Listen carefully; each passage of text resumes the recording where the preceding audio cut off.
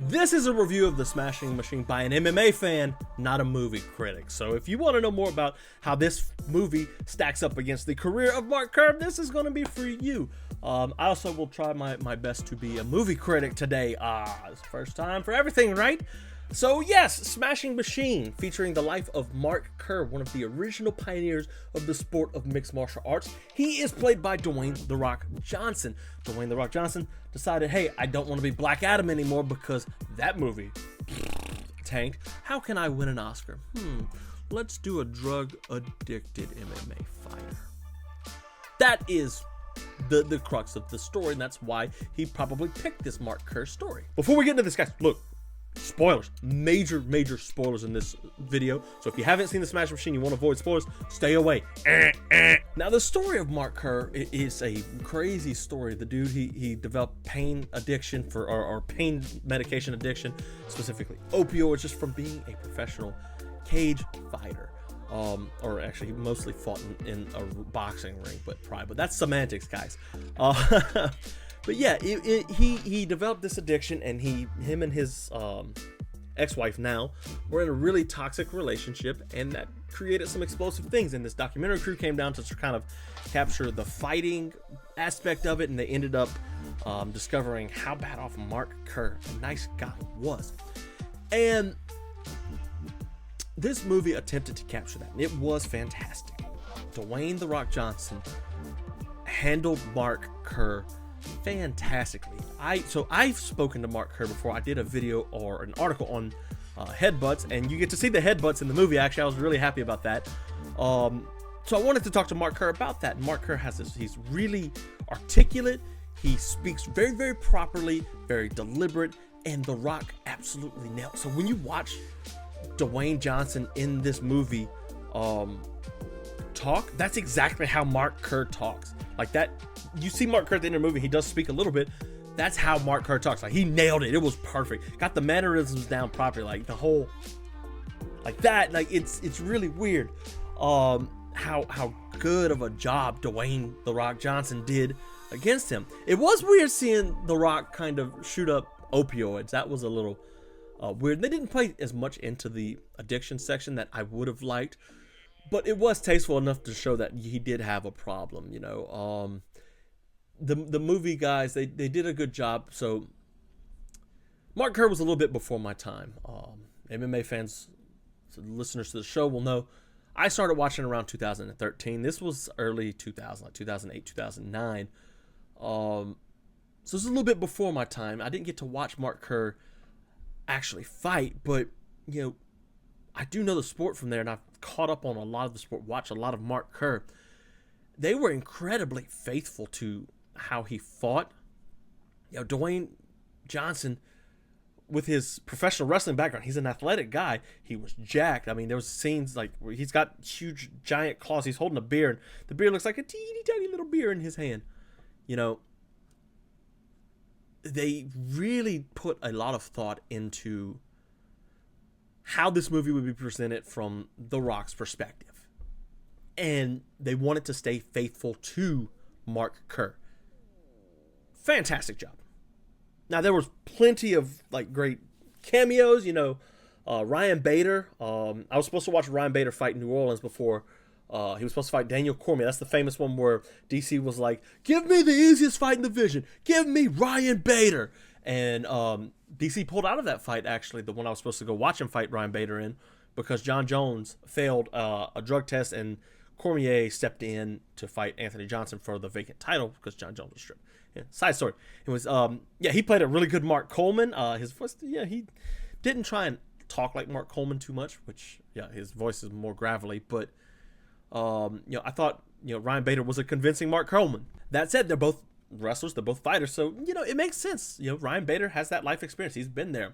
Alexander Usyk played Igor Vovchanchin, which was really cool. Igor Vovchanchin was the first ever Russian UFC champion way back in the 90s, and to see the heavyweight champion from Ukraine, Usyk, play Vovchanchin, that was super cool. I really enjoyed that, and we got to see Usyk kind of do some ground and pound. Usyk's flirted with the idea of going to MMA fighting Jake Paul, and it was kind of like, oh, I can see him doing this now. He threw wheel kicks and stuff.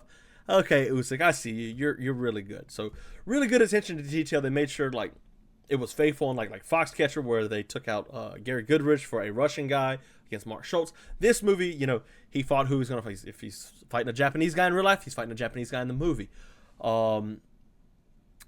The one thing that really took away from this movie, though, was the music choice. Now, A24 is a lot of indie movies. They do a lot of movies that are kind of, this may or may not work. Like Warfare was a fantastic movie, but like the music here was very, very weird. It was a lot of like ambient music, which I get for like a movie that kind of has an opioid addiction theme to it, but it wasn't like the central focus of it. It was kind of the central focus was like it didn't know exactly what it wanted to be, but it was the music that really took me out of it. Because like during the fights, it's this freeform like jazz, bad jazz music like you hear with Bruce Lee in Game of Death walking around and really very, very spastic music. It wasn't like dramatic type music like you'd expect to see in a boxing or another sports movie. It was too artsy, and it took away from the fight scenes. Very, very bad, because like the fight scenes are obviously, well, they wanted to take. I can tell what the writers and directors wanted to do to make Mark Kerr's out of fighting life the focus, whereas the fighting life was the background. And that is truly what fighters are. You know, they're people in this world that actually fight. They're normal people, but they have a job that requires them to fist fight once every 6 months or whatever Mark Kerr was fighting. But you have to be able to take the fight scenes and transpose them on top of what's happening outside of his life. You know, he's opioid addiction. His wife, played by Emily Blunt, fantastic, by the way. You know, you have to be able to transpose those two together and kind of play them off of each other. Like, oh, he overcomes something in the ring, which means he overcomes something in life. Or you could mix up, oh, he overcame the fight in the ring, you know, but he also lost everything from abusing his family, like, or not abusing, but like ignoring his family for 6 months training for a fight. But it was two separate different things in this, and it kind of, you know, hurt.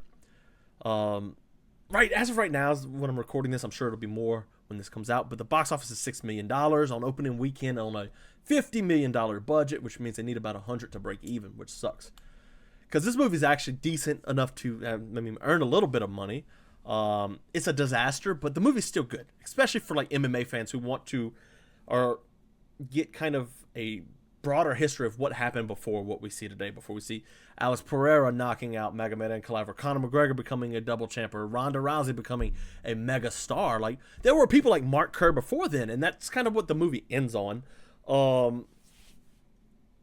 It's a good movie. So it's like, should you see it? That's the real big question. Like, should I go see this movie? And if you want to watch a movie, I think it's a little too artsy for my taste. You might enjoy it. But it is a bit weird, and it struggles with its focus sometimes. Like, is this a movie about Dwayne Johnson playing a cage fighter, or is it playing a drug addict? Because it doesn't play enough into the cage fighter aspect of it affecting his outside life. Because like, there is a point in the film where he loses to Igor Vovchanchin on a illegal kick, and it gets turned to a no contest, and it does make his life go off the rails, you know, and that's true to what happened to Mark Kerr. But it doesn't let you know, like, it's trying to focus on the opioid addiction, it's trying to focus on his fighting career, it's trying to focus on his relationship with Emily Blunt, and it fails to do so cohesively, and that really, it really hurts the movie, guys, if I'm being honest with you. If you like MMA movies, if you liked, you know, Foxcatcher and everything else, Bloodsport or Roadhouse, whatever, yeah, go see it. You know, it's a really good movie. But if you like regular movies, you know, okay, yeah. They really should have like just taken the Rocky approach to this, though, like a guy who is down on his luck outside of the ring, uses the ring to finally overcome the odds and, you know, be victorious. Like Rocky wasn't about a boxer. Rocky was about a guy who was poor and destitute and had to fight his way to the top. Rocky's not about a boxer. It's about a guy who overcomes it, that just so happens to be in a boxing gym and gets a fight with, you know, a dream come true, fight against Apollo Creed. So it should have really kind of taken that approach. You could do a lot with that, you know, that's kind of like a basic framework of the movie, but you could do a lot with that.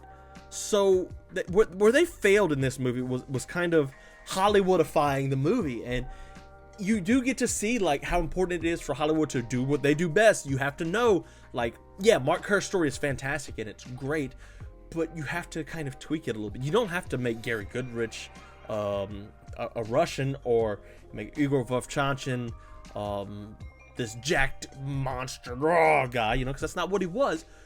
But you can take small liberties with the story. Now, at the very end, you get to see the actual Mark Kerr walking around. And I went and saw this movie with my wife. She's not the biggest fight fan. She comes sees these movies because she loves me, thank God.